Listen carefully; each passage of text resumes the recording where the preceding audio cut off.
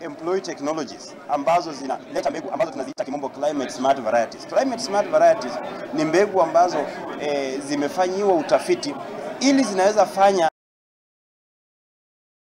ama pia kuna zingine zinaweza fanya vizuri hata kama kuna mvua nyingi. Sasa lazima tunaangalia hiyo ili wakulima waweze kupatiwa varieties ambazo ni climate smart. Kama kuna mtu anahusika na mambo ya fake seed in this country, that is enemy number one of our Kenyan farmers, and we are encouraging the government to work together with us so that we stamp out this thing of fake seed, kwa sababu ukiweka fake seed inamaanisha yields zitakuwa chini na pia kutakuwa na food insecurity. Tumekuwa tukiongea na serikali kuhusu mambo ya land subdivision ili waweze kutenga sehemu kadhaa ili ikuwe ni sehemu maalum ya kuzalisha tu mbegu.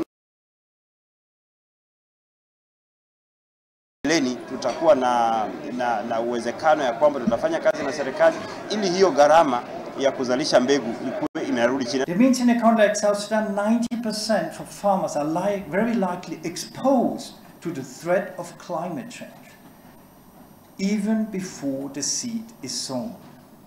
And yet advancements in science mean we can now develop climate-resilient crop varieties.